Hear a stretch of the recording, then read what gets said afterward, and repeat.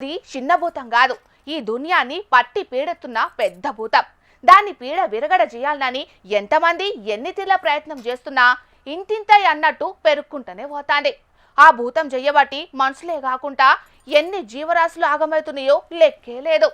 దాన్ని లేకుండా చేసేటందుకు ఇగో ఇట్లా ఆడాడ ప్రయత్నాలు జరుగుతూనే ఉన్నాయి.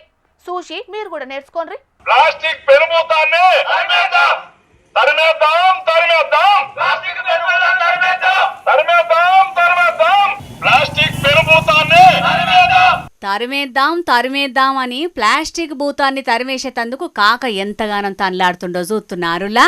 మైకు మోత వేసుకున్న అంగిలాగు మీద తీరొక్క తీర్ల రాత, కాళ్లకు గిరక కట్టుకున్నట్టే గల్లీలన్నీ తిరుగుతాండు కాక. ప్లాస్టిక్ భూతాన్ని తరిమేటందుకు గీ పెద్ద మనిషి వాడే తిప్పల చిన్నగలేదుల్లో. భద్రాద్రి కొత్తగూడెం జిల్లా జూలూరు పాడట కాకది. పేరు తిప్పర్తి శివ. జిల్లా పరిషత్ బల్లె రికార్డ్ అసిస్టెంట్ గా కొలువు చేస్తున్నాడట. సర్కారు కొలువు అంటే నెల రాగానే జీతం పడుతుంది, కొలువులకెళ్ళి దిగినాక నెల నెల పింఛనత్తది. రందిలేని బతుకు. అయినా ప్లాస్టిక్ అంతమే చూడాలని ఇసొంటి కార్యం ముంగటేసుకున్నాడంటే ఎంత మంచి మనసో కదా కాకది.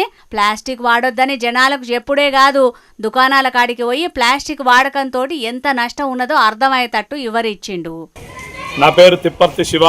నేను పాప్కోల్లో జిల్లా పరిషత్ హై స్కూల్లో రికార్డ్ అసిస్టెంట్గా పనిచేస్తున్నా. నేను ఎప్పటి నుంచో ప్లాస్టిక్ రహితంగా ఇంట్లో ఉంటున్నా, ప్లాస్టిక్ వాడట్లేదు. దాంట్లో భాగంగా నేను ఏదైనా కూరగాయలకు వెళ్ళినా లేకపోతే ఏదైనా సరుకులకు వెళ్ళినా కానీ సంచులు తీసుకొని వెళ్తా.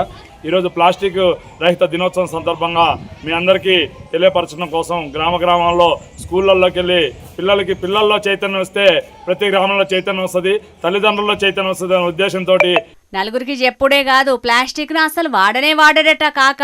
ఇయాల రేపు మా ఇల్లు మంచిగుంటే చాలు అనుకునేటోళ్లే ఉన్నారు అందరూ. అసొంటి పబ్లిక్ నడుమ గిసొంటి పెద్ద మనిషి ఉండుడంటే గొప్ప ముచ్చటే.